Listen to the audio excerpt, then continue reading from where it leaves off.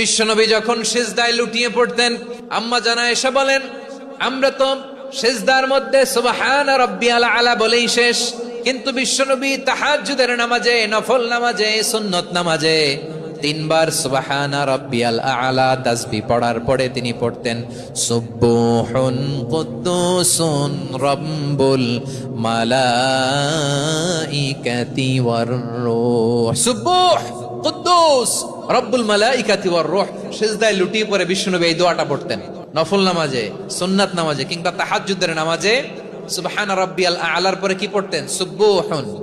আওয়াজ করে বলেন সুবহুন কুদ্দুসুন রব্বুল মালাইকাতি ওয়ার রূহ। মানে আল্লাহ আপনি প্রশংসিত, আল্লাহ আপনি অতি পবিত্র, আপনি সব ফেরেশতা কুলের রব, ফেরেশতাদের সরদার জিব্রাইলের রব। সুবহানাল্লাহ।